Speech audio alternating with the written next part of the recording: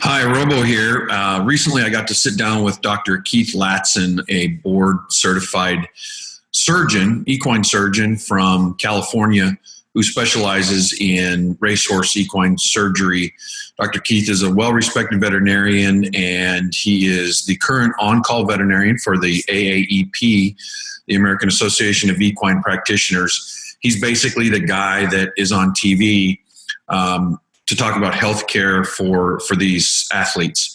And I really just wanted to sit down with him and pick his brain on the influences that can affect the health of these horses who are considered extreme athletes, who are under immense amount of pressure and stress, both with their training regimens and their feeding protocols and the travel schedules. So this interview was really great. It taught me a lot of stuff that I didn't know before, and I really hope that you enjoy it. So I'm just going to skip right to it. Here's Dr. Keith Latson. Thank you. Thanks for taking the time to sit here with me and go over this stuff. But, tell me a little bit about your history, your background. I know that you are a very accomplished surgeon in the racehorse community, and that you got your undergraduate, or you got your veterinary degree from Texas A&M, and then you went on to Davis.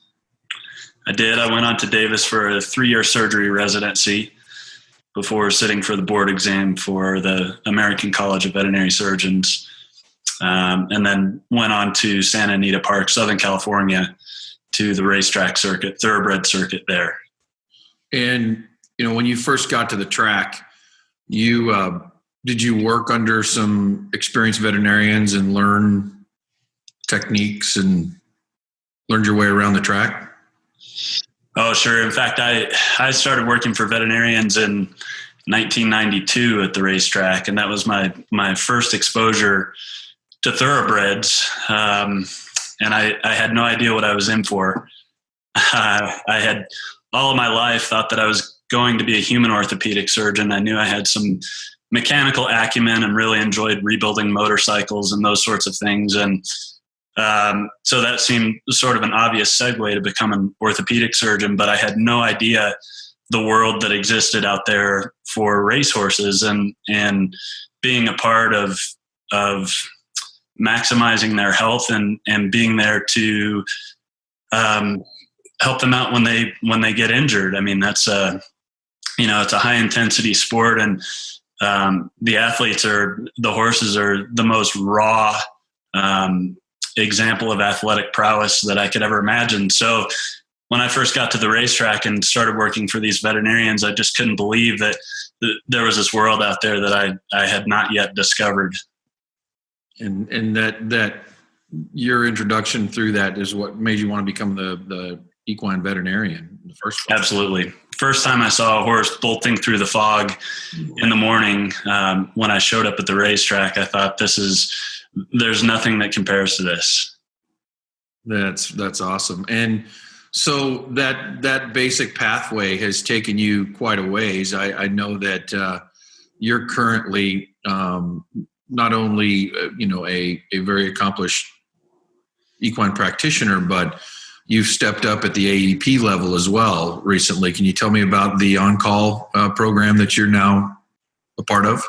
Sure. What an honor and very humbling experience to be involved with the American Association of Equine Practitioners and their on-call program, where they select veterinarians to act as spokespeople with the media, both on camera and with the printed press, to just relate to the viewing public and to horse racing fans some of the common issues in racehorses. And if an injury does occur, or if something does occur during a race, a televised race, we're there to make sure that the correct information, health information, gets out about what happened with that horse, what the plans are for the horse, and what we can expect as that horse is tended to by its veterinarians.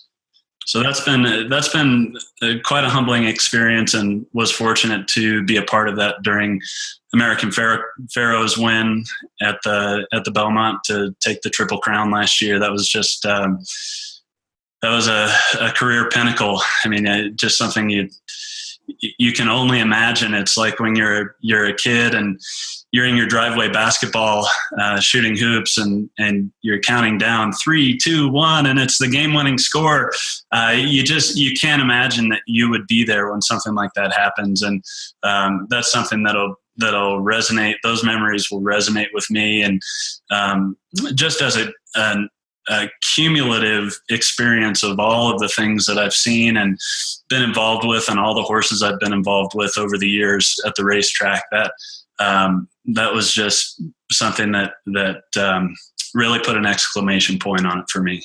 Well, that's awesome. So in your line, in your practice, what are some of the more famous horses that you got to get your hands on and work with over the years?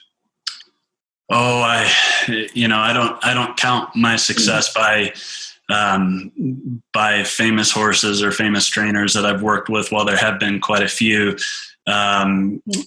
Eclipse Award winners, stakes winners, lots of those. I think to single certain horses out, I think would be unfair to all the other horses that I've worked on as well, who give absolutely as much of themselves as the ones who are famous and who rise to the top in the racing game. So I think it would be unfair for me to single certain horses out. There are certainly those horses that I've become attached to because of their personalities, or because of how they greet me in the stall, or how I see them interacting with their groom.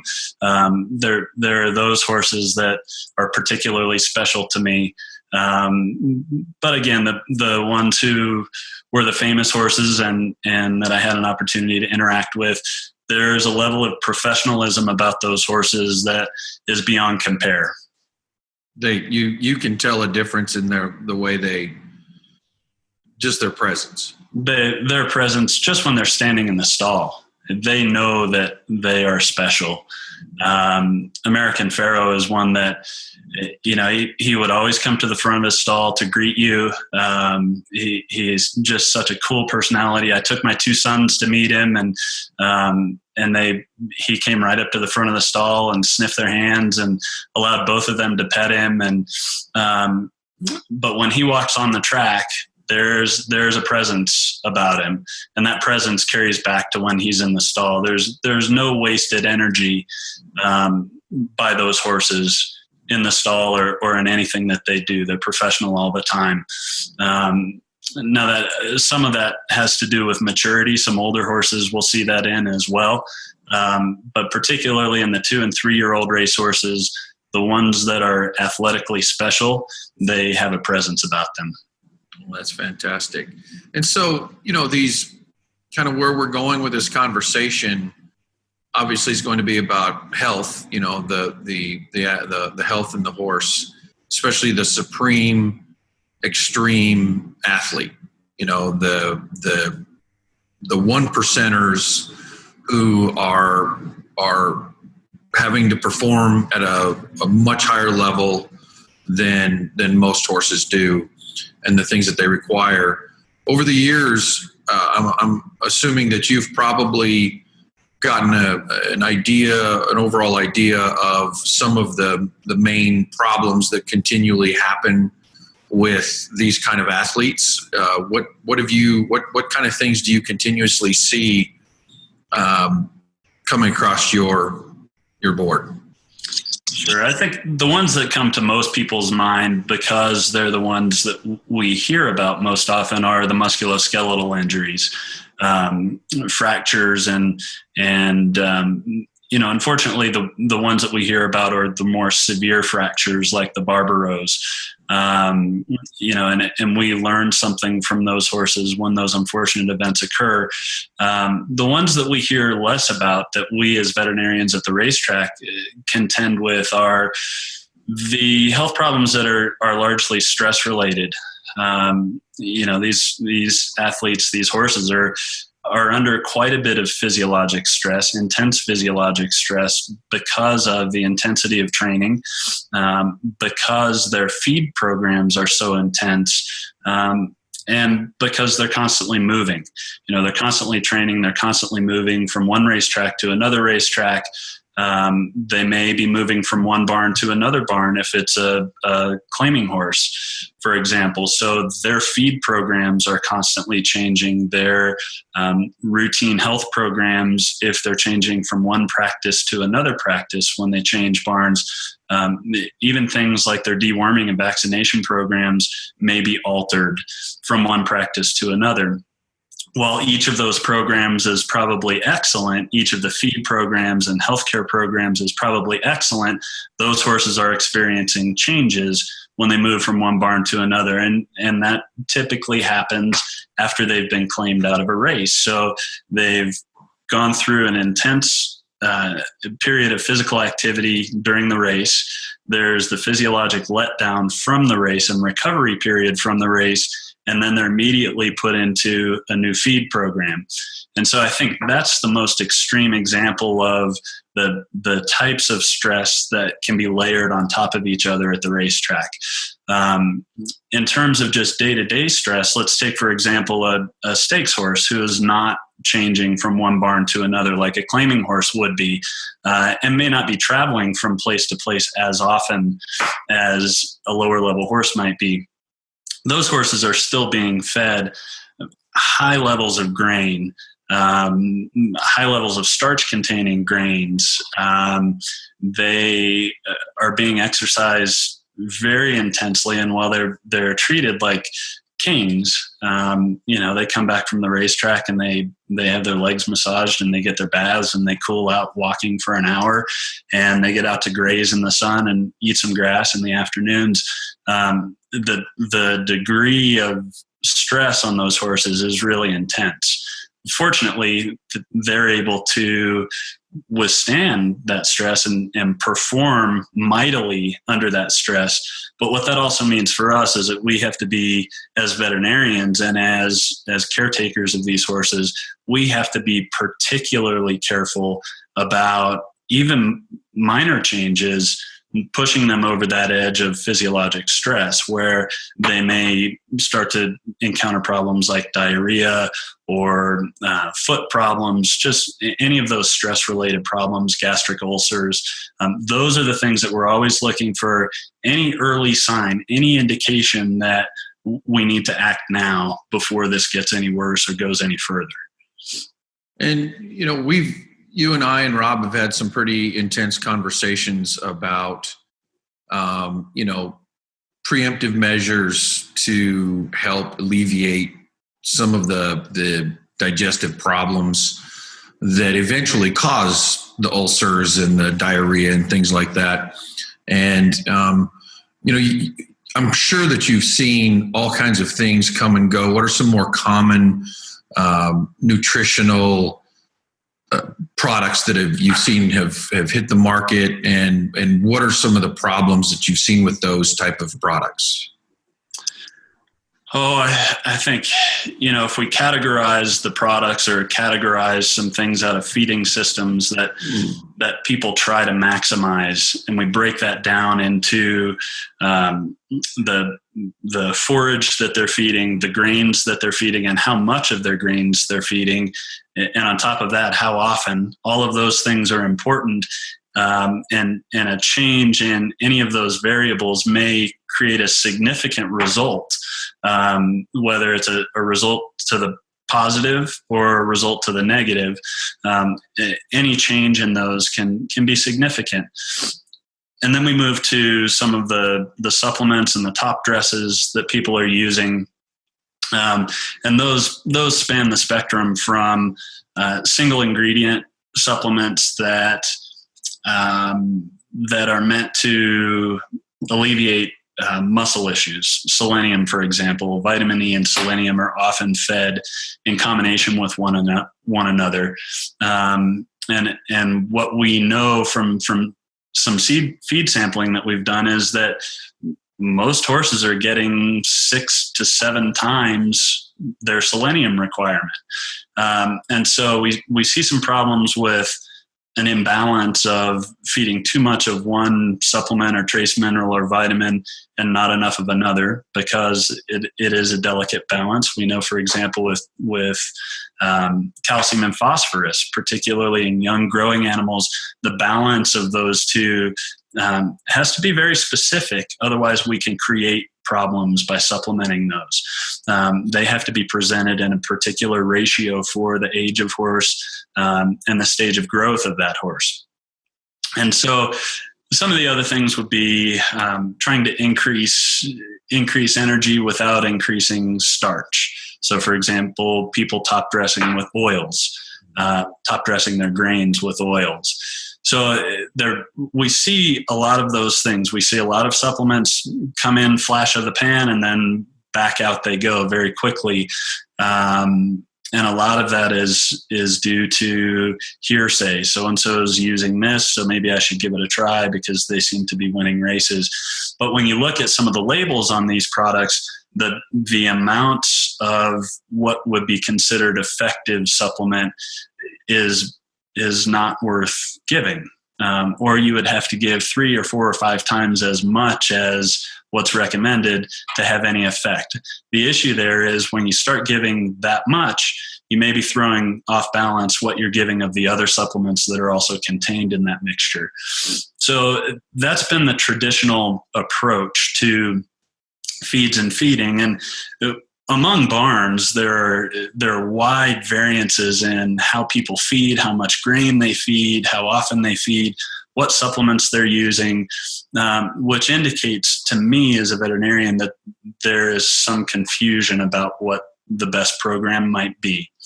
And so when you boil it down, what it really comes down to is how much daily energy are we giving this horse?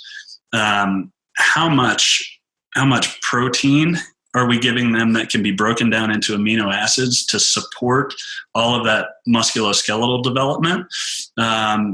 And are we presenting it in a way to them that they can maximize the use of all of those nutrients that are being presented, rather than having those nutrients pass through as fecal energy rather than digestible energy? Got it. Okay.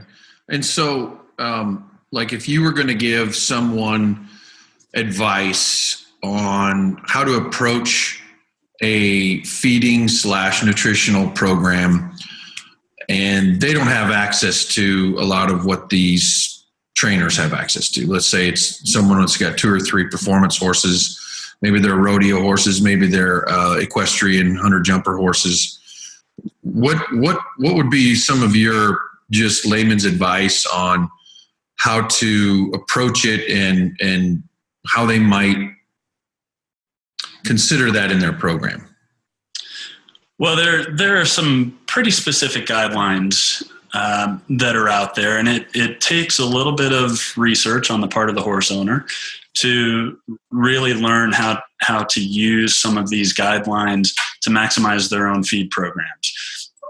Only the trainers and the owners know their horses well enough to be able to implement some fine nuance in their feed program. But there are some basic building blocks of a feed program that are well documented. The National Research Council publishes the NRC requirements or recommendations for horses in different levels of work, or horses during gestation or lactation, or different ages of horses for ages and stages of growth. Within those recommendations, particularly for horses in exercise, there are recommendations for horses in light exercise, moderate exercise, heavy exercise. And so even lay people can go and look at those recommendations, work with their veterinarian to say, okay, here's what I'm feeding now. And we can take the feed labels, the feed tags, compare that to what the NRC recommends for their horses and their level of work, which for high-level performance horses, whether it's a barrel horse or a sport horse, 3-day eventer, dressage horses, even heavy-use trail horses or pack animals, those horses are working. And so together with their veterinarian, they can determine, okay, my horse is in a heavy level of work. It needs this much energy. It needs this much in vitamins A, D, and E.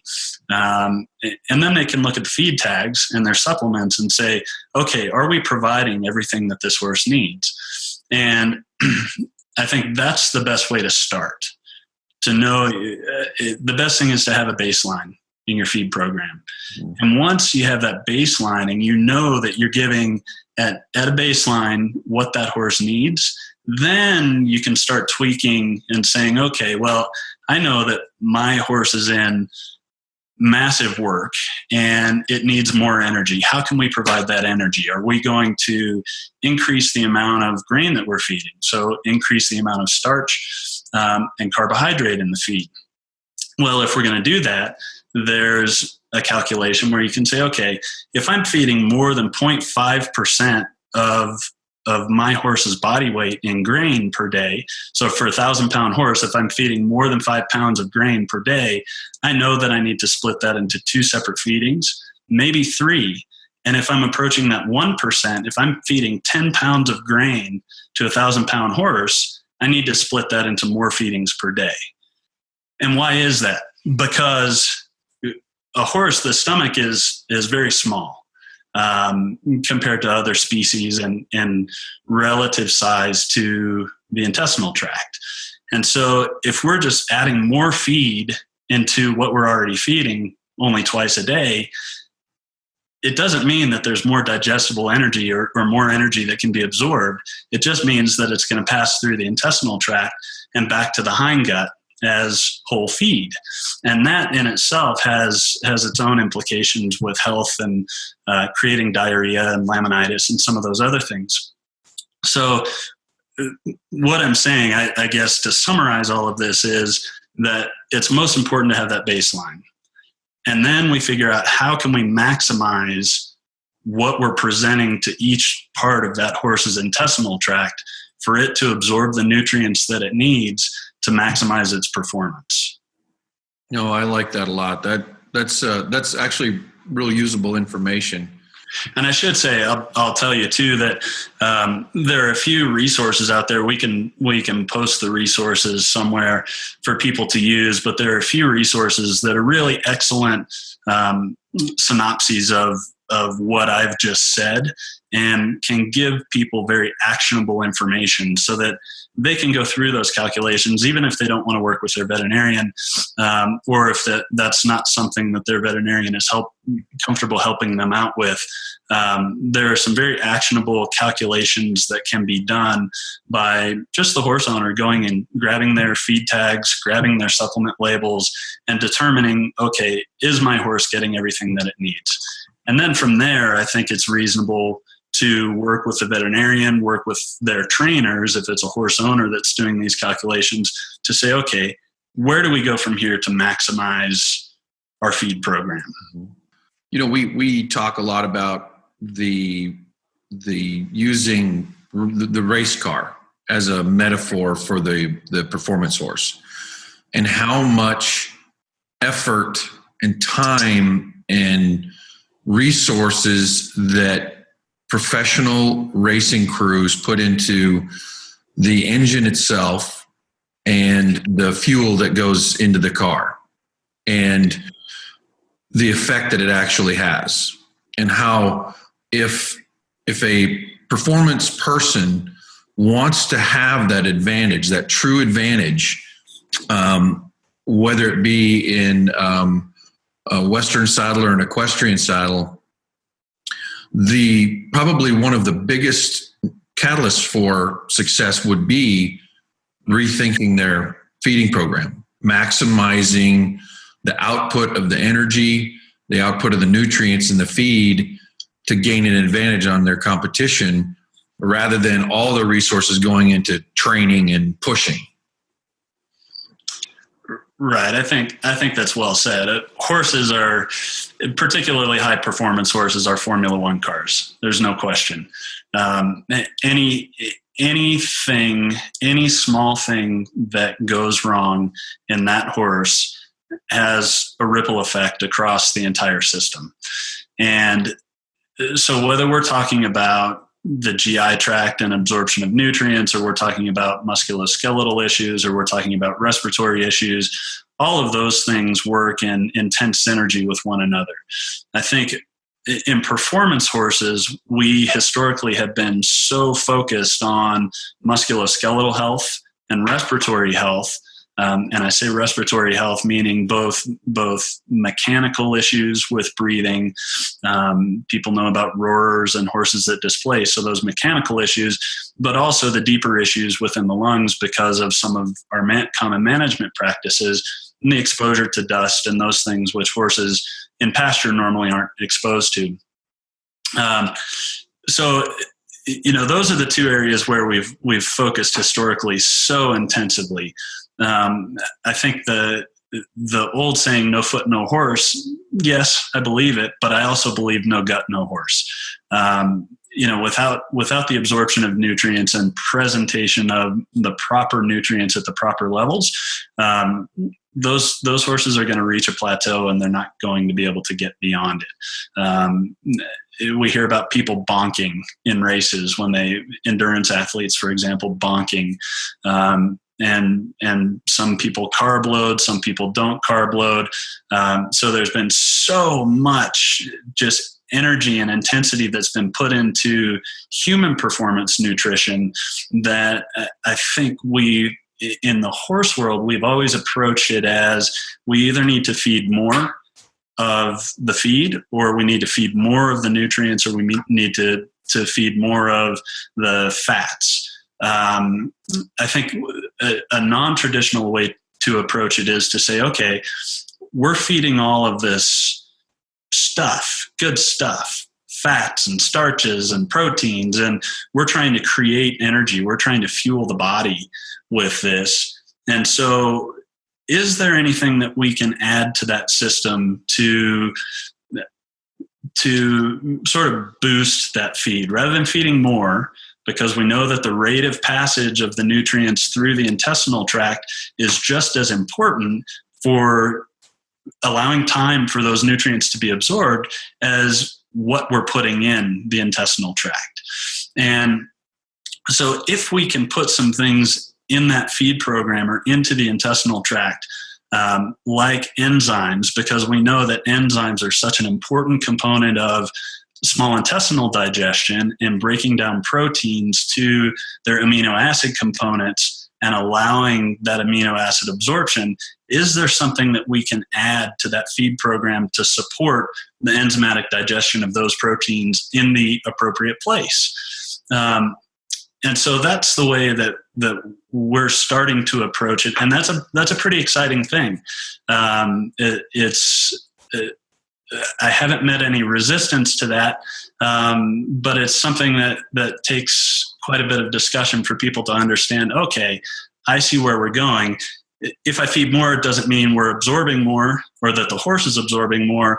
But if I feed the same amount and maybe I break it down to multiple feedings, maybe I add some things that allow the absorption of the nutrients in the right places along the intestinal tract, then we can shave off the hundreds of seconds that are important in barrel racing.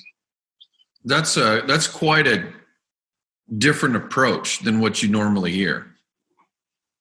It is, but I think it's an approach that has been developing in human medicine and human nutrition for a long time, and it is really starting to take hold now in the veterinary community and with performance horses, performance animals. Well, that's fantastic. Is there anything else that you think that some of our watchers would want to know about how they might maximize their performance horses or avoid problems that we haven't discussed yet? Oh, that's such a broad question. That was terrible. To break that down into components, I think that would be a multi-day discussion or seminar series, and we would end up having to focus on feeding for to decrease gastric ulcers, feeding for maximum nutrient absorption from the small intestine, feeding for maximum hindgut performance. The hindgut is 67% of the volume of the entire intestinal tract. And so we haven't even gotten there in just our discussion today.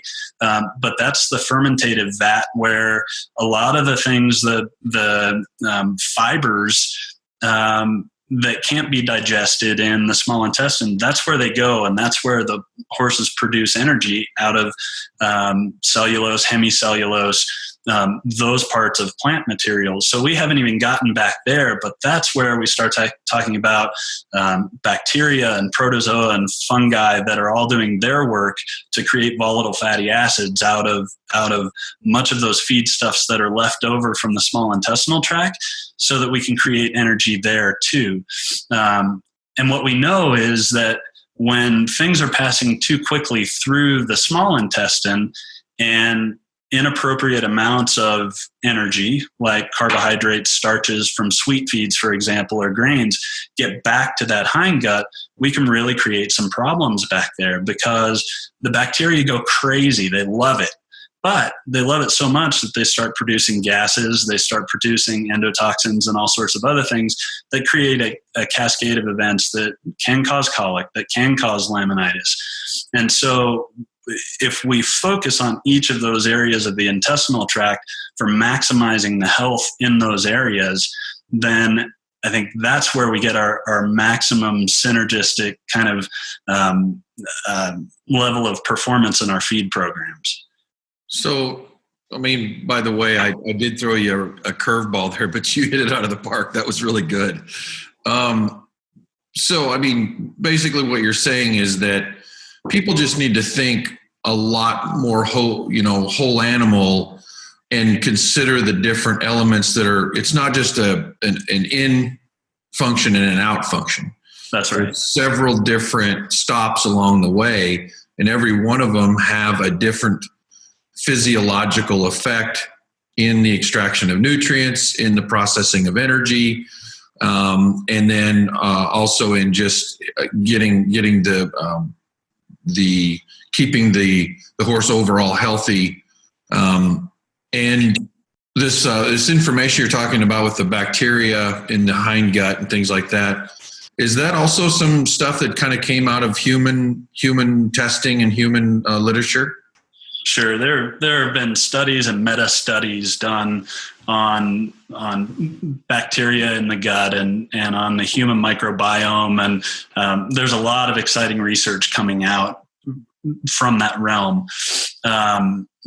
We have known for a long time that it's vitally important for the horse to have a healthy bacterial population within its gut. We know that when there's a massive shift in pH or in water balance in the hindgut, that there's some deleterious effects. There are types of bacteria that take over and produce toxins that just wreak havoc on not just the gut, but on the horse. And so, that's where we start talking about the laminitis cascade coming from endotoxemia. And where do those endotoxins come from? They come from an imbalanced gut. And there are very few cells that line the gut. I mean, there are millions and probably billions of cells that line the gut, but there's a very thin layer of cells that is the protective layer against absorption of the negative things that can be produced within the gut by those bacteria if they're thrown off balance. And so one of the things that is just coming into the fold at least in equine medicine, is determining whether there are probiotic strains that are beneficial for the hindgut. Are there probiotic strains that actually make it to the hindgut? Are there probiotic strains that survive the acid environment of the stomach, the enzymatic environment of the small intestine, and make it to their point of necessary action? All of those things are becoming very popular topics within equine medicine. I think we've worked really diligently to produce some products that in combination with nutritionists at Texas A&M, we feel are are on the cutting edge of using that information and creating a support system for horses in any level of work, but particularly horses that are in high stress. So those are horses, whether it's a high-level performance horse or it's a horse that's going in for surgery or coming out of surgery, more importantly, with the stress of anesthesia, whether it's a horse that, it's a mare that is just foaled. I mean, that is a massive point of stress, both for the mare and for the foal. So we've worked really hard to create products that we believe in and would use on our own patients. And would recommend to our friends to give to their horses and still maintain a friendship. I mean, it's really important for us to believe in our products enough that we would use it on our own horses and we would recommend it to our mom to give to her horse. And so, yes, in answer to your question, that holistic approach is really important for maximizing the health of the horse, because I really do believe that no gut, no horse. Yeah. Well, that's really good. And I just want to thank you so much. My takeaways so far have been, get some basic education on such an important topic. And, I think that people, we as performance horse people tend to spend a lot of time on tack, on training techniques, and we don't spend near enough time on the actual engine that makes the horse run and the fuel that we're putting inside of them, which can make huge differences in outcomes. So get some basic information so that you have a baseline. Pay attention to the tags, pay attention to the labels. Know and understand what's actually in the products that we're giving them, both for not having enough or having too much. Right. Over supplementation can be just as bad as under supplementation. That's right. And then knowing and understanding that it's a complex system and you have to set up and cater to that complex system. And if you do those things consistently and you do those things correctly, you're going to not only avoid problems, but you're also going to increase the impact in the performance of your animal.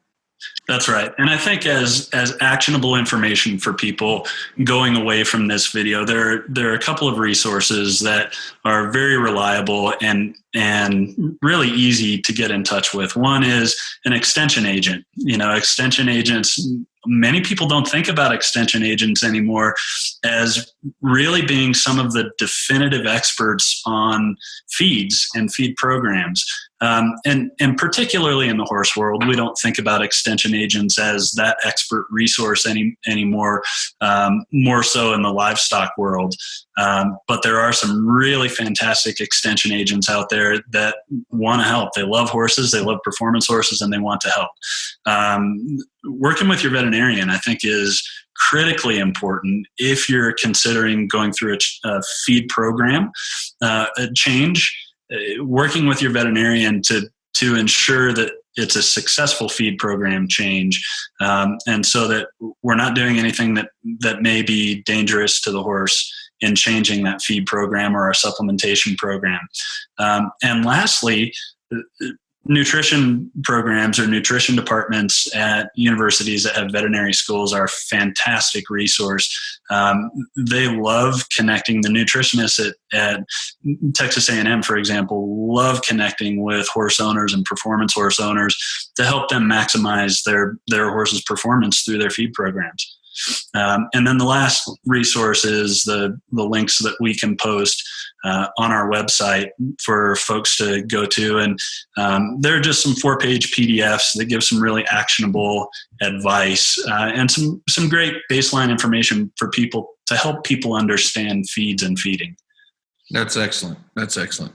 So once again, thanks for joining me, Keith, and visiting today. I think that we've got some great information, and I look forward to seeing you again and hanging out. My pleasure. Anytime. All right. Take care. See ya.